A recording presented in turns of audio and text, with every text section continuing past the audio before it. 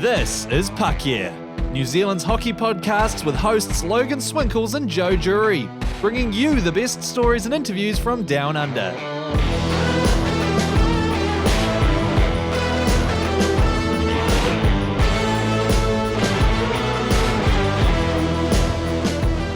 I can guarantee that this episode of Puck Here podcast is going to be a nice episode because, Joe, we've hit episode 69. Man, oh, nice. I know, nice. we're hitting all the good numbers at the moment. We did 66, 67, 68. Now we got 69. Huge show this week. What do we got on? This week we've got AJ Spiller, who is our special guest, talking about the Mako. Auckland Ice Hockey open up a shop. And there might be a little bit of cricket chat on a hockey podcast for some reason, but we'll get into that later. Yeah, it's no different to talking about Pokemon or anything else on a hockey podcast. Nothing new there, but yeah, it's great to have you back, Joe. Obviously, you didn't have you last week because you were busy traveling around with the ACC boys. Looked like a ton of fun. We'll get to that later on in the show, but first of all, Auckland Mako have named their first batch of mentor players. There may be a couple more names to come. They haven't named any of the under-23 players yet, but man, I can't wait for that name drop. But to start off with the Dunedin Thunder bringing up Paris Hyde and Joe Orr. The Stampede have Matt Schneider and Callum Burns on offer. The Red Devils just one player with Robbie Banks, but absolute legend there. Admirals putting up 3 at this stage. AJ Spiller, who is also co-head coach, Justin Dagg, and Nick Craig. And then on the Botany Swarms end, you have Andy Hay. Quite a group there. Now, is it Mako or Mako? Is it Mako or Mako? Mako. Mako. Okay. There's some confusion that I've heard around the traps, but we go with Mako. What a group! It's a good group of really good group of players. Like very good defense, you'd say. Quality kind of core of defensemen. And then Paris and Matt Schneider, like some good Ice Blacks royalty in there. Could be All Blacks as well. Matt Schneider could be in the second row for the All Blacks. Oh my God! Could you Matt Schneider playing lock? Like just have him there. With Sam Whitelock. Damn, what a combo! I mean, the guy would tower over everybody on the field. It'd be unfair. Yeah, no, I mean, you got basically the core of the Admirals' defense there, minus Blake Jackson and that incredible mustache. Does Blake? I haven't seen Blake in a while. Obviously, being in Australia, does he still have that mustache? Yep, he's still got it. Okay, that is great news to hear. That's very comforting to me. Yeah, I mean, Joe Orr also, I mean, just kind of outside of that under 23 thing, he's come through the ranks himself, and he is one that has stuck through. And I mean, that is a talented family, the Orr family. Not even including Bobby Orr and all those. This is the New Zealand Orr family. Caitlin as well, very talented hockey player. Yeah, I love this group, and I can't wait to see what under 23 players we get from this. Obviously, the glaring omission so far, no goalies in the mentor group there. No, so whether that means they're just going to try and get as many young goalies as much ice time as possible, which is not a bad idea, but it would be kind of good to have a little bit of an older, calming voice in there and within the group, in case things do go bad, that they can kind of lean on a bit of veteran experience to kind of hold the fort. Exactly. And I mean, whoever runs the NZIHL memes page right now is probably clicking through his head. He's like, Finlay Forbes is getting a crap ton of ice time this season. And if that's the case, I'm really excited for that too, because he's one really promising player for the future. We've already seen glimpses of what he can do in the NZIHL from such an early age. So yeah, seeing more of these guys getting ice time, I think is going to be a great thing, as you know, we've already talked about. But one thing we put the call out to NZIHL fans to either comment or DM us at PuckCareNZ on our Instagram and Facebook with the Auckland Mako questions, because there's still a lot flown around there. There's a lot that we don't know. And we took those questions to co-head coach AJ Spiller to see what he could tell us. Joining the podcast now on Puck Here is Auckland Mako co-head coach AJ Spiller. Brand new team, AJ. Really excited to have you on. There's a lot of excitement and a lot of buzz around New Zealand ice hockey at the moment, it seems, with Auckland Mako. How are you guys feeling going into it?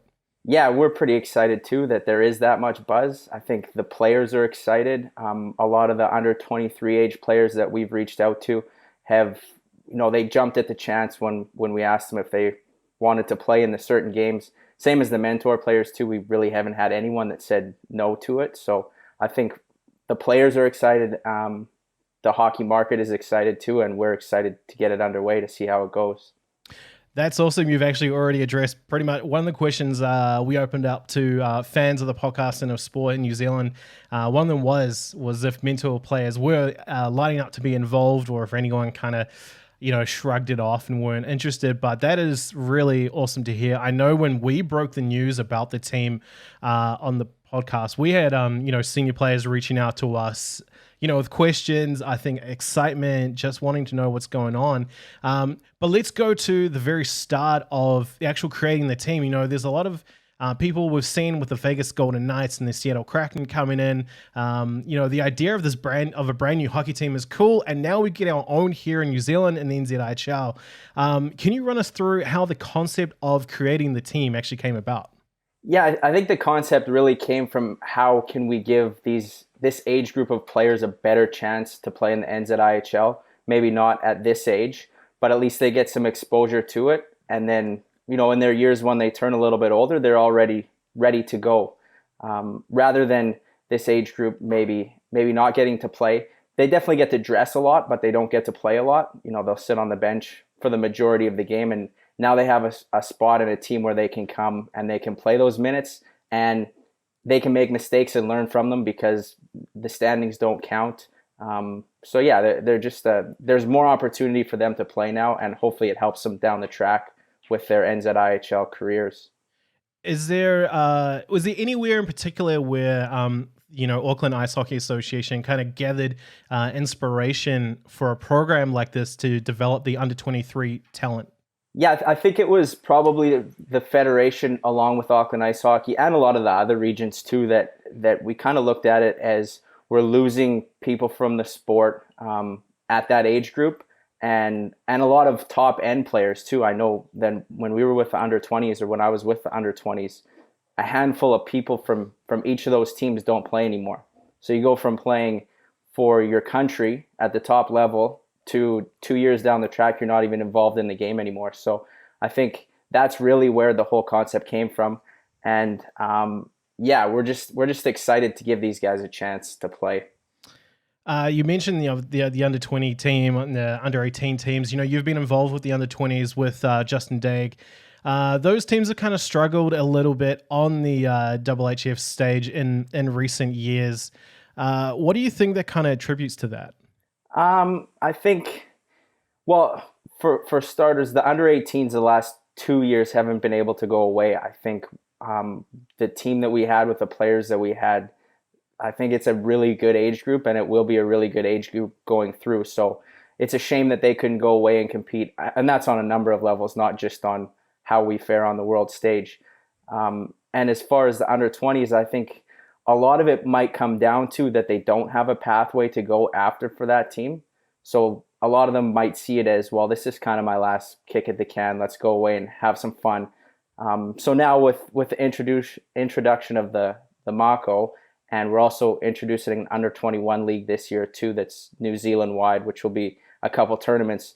We're kind of creating a couple more stepping stones for those players to go and develop after that. So hopefully they'll stay in the game for a little bit longer. Yeah, I think one thing that's been really promising to hear, in recent times is that, the Federation has sort of picked up on this problem. Players are dipping out once they are too old for the under 20s, and, maybe they don't have that pathway to develop them further to help them crack the Ice Blacks roster and really stay in the game. So hopefully with the inception of the Auckland Mako, this is going to happen. One thing that obviously people get really excited about with a brand new team is the actual identity of the team. So picking the name, the logo, and the jersey. What was the inspiration behind picking Mako as the team name?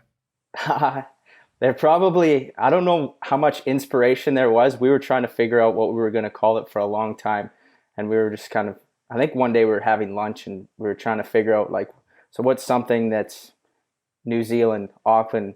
And we were just kind of talking about it. And someone mentioned, well, are there any fish or anything like that? And the word Mako came about. And I have to make sure that I say that properly all the time too, because I would always pronounce it Mako with a Canadian accent, but it's Mako. So I kind of have to remember it like I'm saying Marco Polo, but without the R. So it's Mako Polo. And yeah, that's just kind of how it came to be.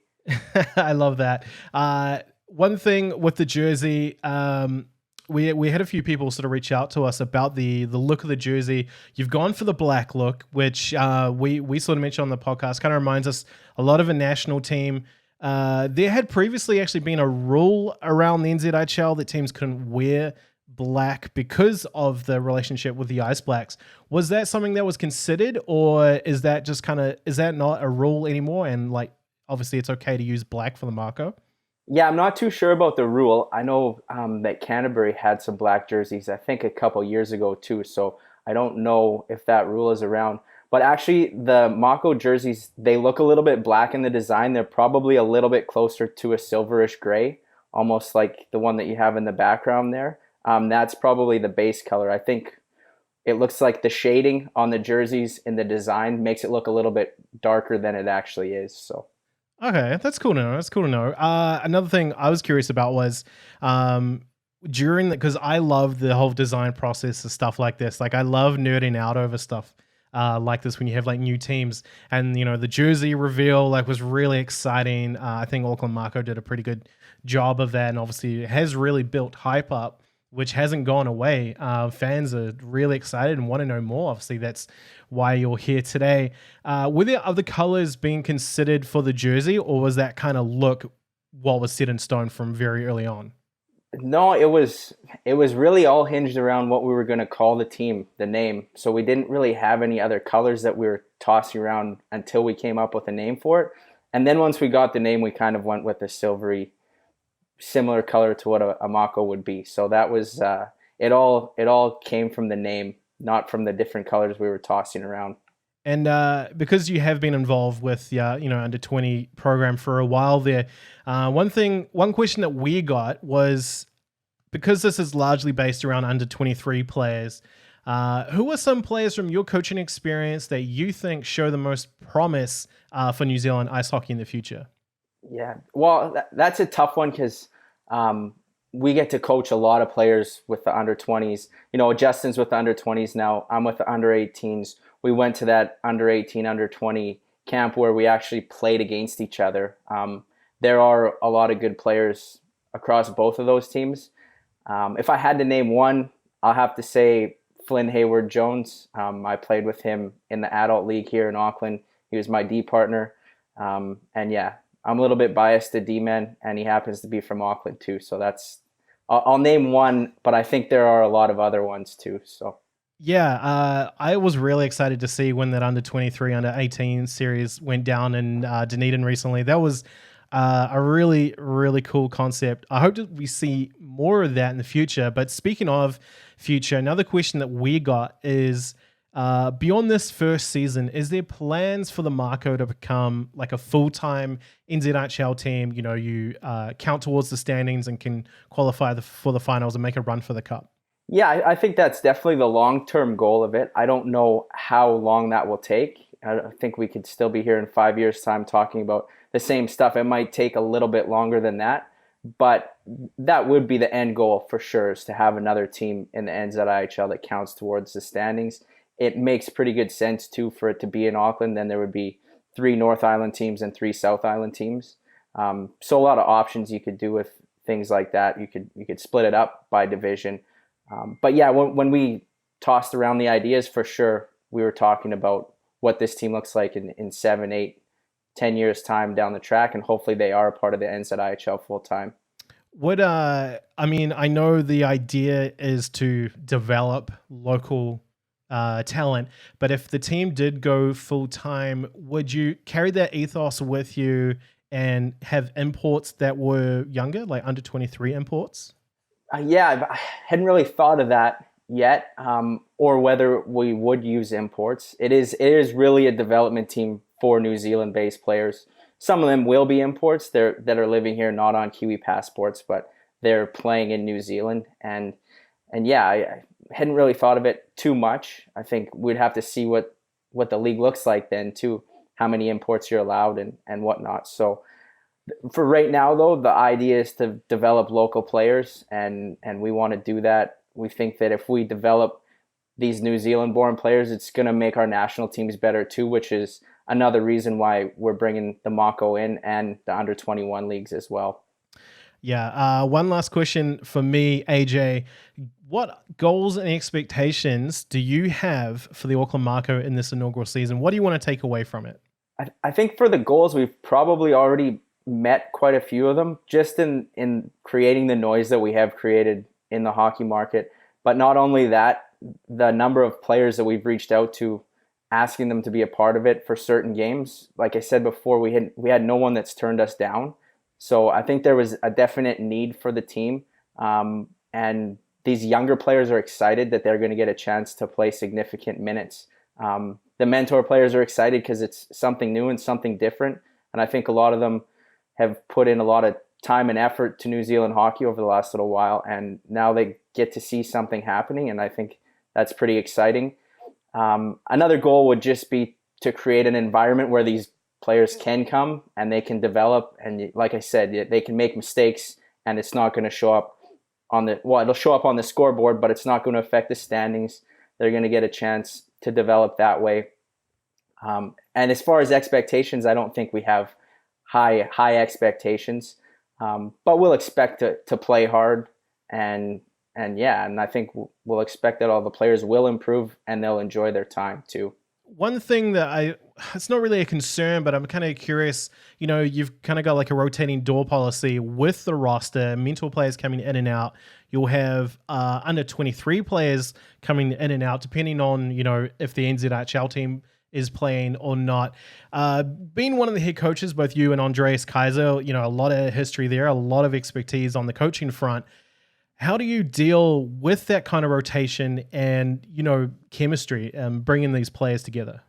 I think, if we go back to the under 20, under 18 camps, we're not a very big hockey nation. So I think a lot of people know each other already. We're not bringing in players from places that they don't really know anyone. So as far as the chemistry goes, I think everyone already has a pretty good feeling about who each other are. How do we manage it? I think it'll be tricky. It'll be exciting and it'll be a fun challenge for how we put lines together and things like that. But the overall concept of the team, we are very excited about. So it's going to be fun. Yeah, I'm very excited too, AJ. I got one last silly question for you. Obviously, the Admirals, you have Rusty Anchorbottom as a mascot. Has there been any talk of an Auckland Mako mascot, and what could that look like? No, there hasn't been one. Maybe we'll leave that to you to come up with one. Or like I said, I struggle with the name, so maybe we'll just make it Marco Polo, and then we'll go from there. That way I can remember how to say it. I'm pretty sure Cam Green already has light bulbs in his head about how this mascot could look. But for now, AJ, thanks for the time, man. All the best with Auckland Mako with the season. And we can't wait to see you guys on the ice. Hey, thanks, Logan, and good luck with your travels back over to New Zealand. We're excited to have you back too, and we'll see you on the other side of your managed isolation. So safe travels. Thanks again to AJ for taking the time to chat with us at Puck Air Podcast. Really insightful interview there, Joe. One big thing I took away is the color of the jersey. The artist rendition has black, but he says it's more of a like a darker gray, which I guess if you took another look at it, you could kind of see where he's coming from with it there. Do you think that's the right look for the team? He said in the interview that it's similar to the grey in the jersey behind you, which is one of those Wellington Seals jerseys, which is based off the Vegas Golden Knights jersey. But that is a very light grey. It's like a gunmetal kind of grey. So it'd be interesting to see what it actually looks like once we get our hands on one of the jerseys. Just hint, maybe throw us a couple of the jerseys there. But I like the grey. I like it if it is grey. I think that's better than going black. And yeah, we were all a little bit worried about it being black, looking like a national team jersey. Yes. But there needs to be more colour in it. I know you're a fan of making it a bit more of a colour rush situation. So Yeah, it's almost like the hill I'd die on. I know, but I do wonder. I mean, yes, dark grey with lighter grey, and then I guess the white accents. It is better. There has been questions kind of thrown about, and I did bring it up with AJ. There had been a rule in the past in the NZIHL that teams could not wear black. This goes all the way back to the creation of the NZIHL. Talking with friends who were involved with the Dunedin Thunder from its inception, and they couldn't pick black. So of course they were the last, I guess, team. Yeah, the last team to come in beyond the founding teams, and there were other colors being thrown around. I believe pink was potentially an option, and I know right now you're probably thinking, thank God they stuck with the green that they have now, because it is a beautiful shade of green. Oh, it's beautiful. It's beautiful. Yeah, but I don't know. I mean, I would like to see some color. I mean, like you, I definitely want to see these jerseys up close and personal. Hopefully we will soon, because the Auckland Ice Hockey Association have opened up their merchandise store. We'll talk about that a little bit more soon. But a friend of the show actually sent us some concept art of what the Mako could look like with they used the old Mighty Ducks colors, so the eggplant, purple, and the green. What do you think that kind of color set would work for the Mako? It looks absolutely amazing.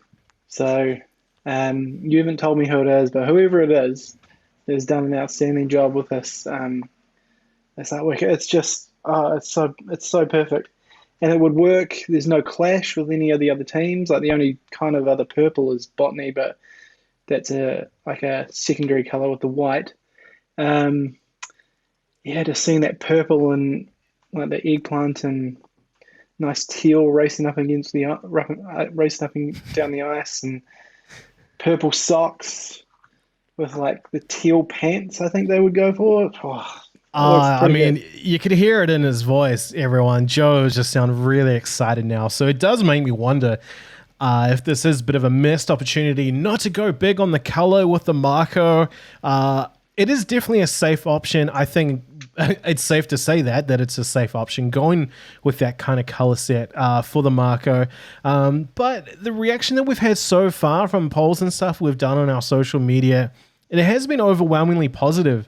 I would say people seem to be really excited about a new team entering the league. It's kind of like this is our Golden Knights or Kraken moment. People were really excited about those teams coming in, and the idea of being able to support the team from the get-go, from its inception. So who knows if this is just early excitement, if it will stay. Obviously, AJ mentioned that this is a long-term thing. They want to be around in the league for a long time. So can't wait to see what that will be like. But as we mentioned earlier, Auckland Ice Hockey Association have opened up their online store, and you can actually get any of the Auckland NZIHL jerseys, so Mako, Swarm, or Admirals, for $119. And I gotta say, we got to get these for the studio, man.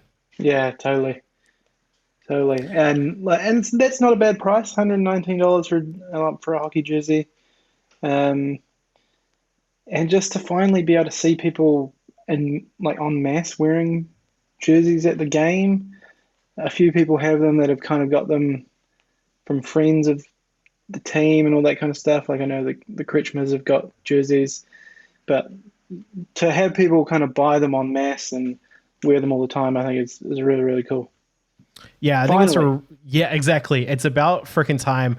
I said when I did a post about it, I put, "Hey Siri, play Years in the Making," which probably a bit of a deep cut there for if you don't listen to the Arkells, you would have no idea what that joke was about. But that is a Canadian band you definitely should check out. But I feel like most hockey fans, at least if you follow the Canadian teams, know who the Arkells are, because I think Hockey Night in Canada basically bankrolled their albums. But the one thing we probably should mention here is the jerseys don't have numbers on them. They're not game worn like the ones you mentioned. We do see some around the rink. I definitely would love to see way more of them out there. But I want to throw this question out to you, Joe, and also anyone that is listening or watching us on YouTube. If you could pick any New Zealand hockey jersey, now this could be national, it could be NZIHL, or it could be NZW. If you could pick any jersey and have it customized, which team and player are you going for and why? It's a pretty impossible question off the bat. I have to go Thunder, just because those jerseys are so amazing, and just the color of them is so. And I've harped on about them being my favorite, so let's just go with that. And I mean, you can't go past Paris, so let's chuck a Paris hide on the back for me. Yeah, I kind of figured that might be where you go. I mean, it's hard for me because there isn't a jersey in the NZIHL that I don't like. And there's has anyone worn 69 for Dunedin? We can look that up, and then if they have, then I don't care if they've only played one game. That'll be my number and name on the back. Yeah, that is okay. That's some research that we got to do looking into the Thunder history.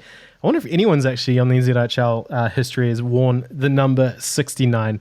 If so, you're a genius, and we love you for it. I think probably I'm gonna go national. This is me putting my dad hat on. I like the idea. There's a lot of players on the Ice Ferns that I think are really great role models for, say, like my daughter growing up. If I could get any jersey, I think it would be, the New Zealand jersey, probably with Gianna Cavell's name and number on it, because I feel like she's a really exciting player to watch. Great role model. Obviously, she's doing really well with everything she's doing.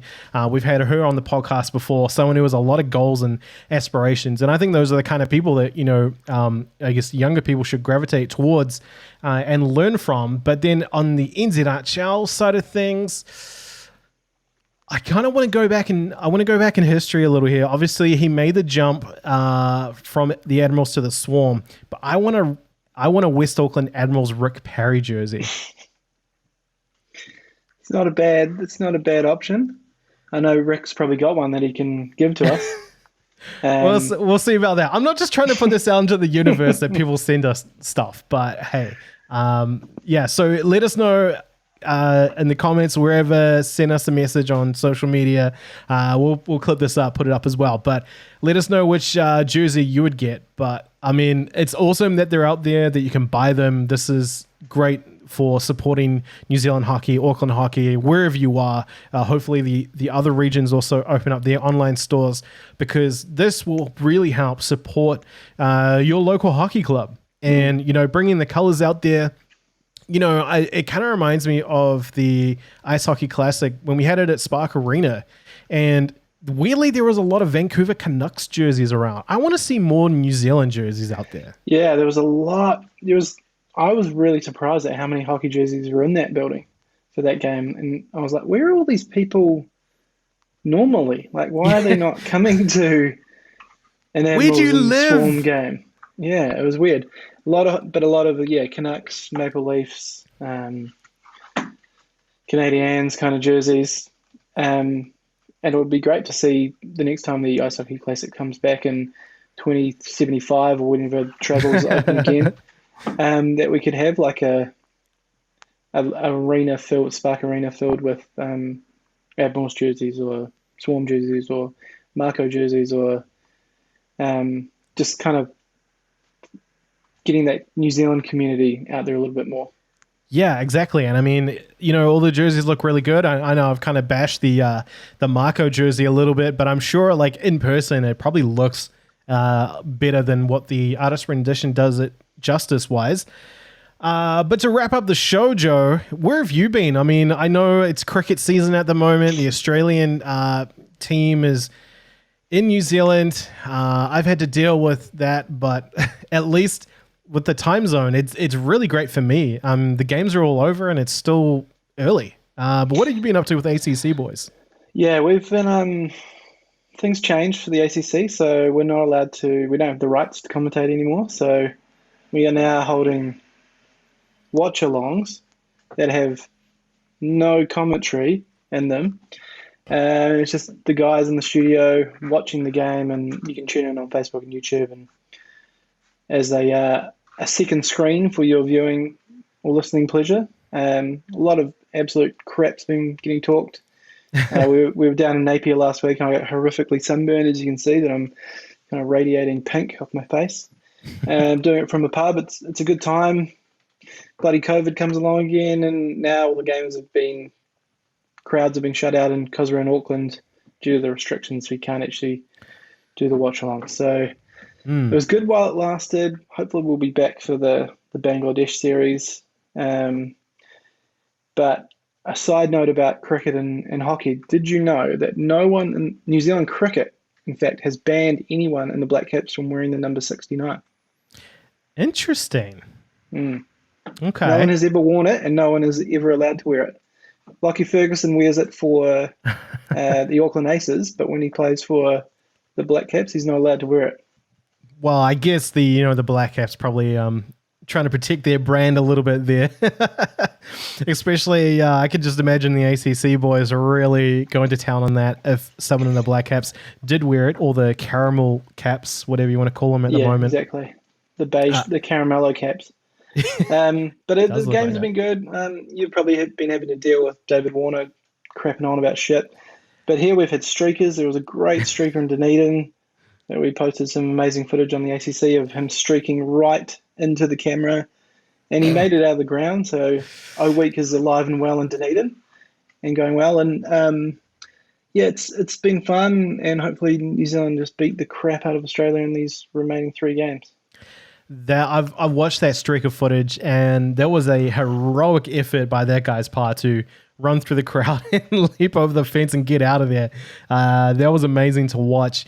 Thankfully, though, I've actually been watching the watch-alongs. I've been having them up on YouTube while having the Fox Sports stream running on KO, and it almost syncs up perfectly. I don't even really need to try, which is great. So it really saved me from hearing David Warner harp along about any absolute bullshit he talks about. So I really appreciate that. So if you haven't, make sure you do watch the watch-alongs next time they're on. Lockdown pending or whatever else is going on in New Zealand.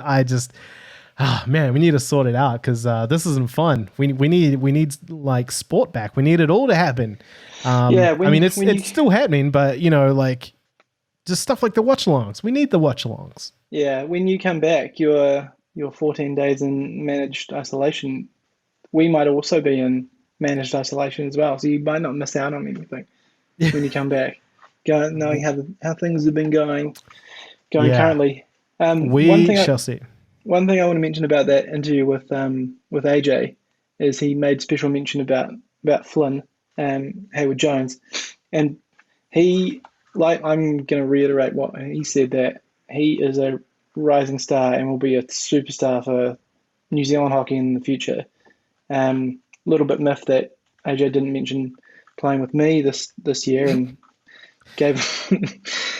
talked about Flynn the whole time, but it makes sense because he's a kid. Like he kind of skates like Miro Heiskanen for Dallas, the defenseman. Yep. Smooth, rangy, and amazing. And he's only I think he's only just still 18 or just turned 19. So once he gets bigger and stronger, I think he'll be a force for the Admirals and then also for the Ice Blacks in the future. Not to put a downer on you there, Joe, but you are also twice the age out of that bracket. So yeah. Yeah, you don't quite qualify for the under 23, neither do I, neither do probably many of our listeners, but hey, that's fine. Again, it was, so awesome talking to AJ. He's just one of the really nice guys around in New Zealand ice hockey. There's plenty of them around, honestly. There's not really a lot of dicks or arseholes around in New Zealand hockey, which is great to see because it is a small community and, we're all in it together. But quickly before we end the show, I just want to wish good luck to our friends in the Traveling Goons and the Wellington Seals who are playing down in Dunedin as part of the Kiwi Masters tournament, which is starting today, actually, March 3rd. So good luck to you guys. Yeah, hopefully they got out before COVID. Pretty sure I think they did. I think they did. I think they were making the trek down and making the trek down, and I think they were leaving from Hamilton. Who knows? But it seems like they haven't really been affected, and they will be playing, which is great. Not sure yet if they're being live streamed or not. I've been trying to find info on that, but if they are, that's great. So go cheer them on. Wishing the Goons and the Seals all the best of luck.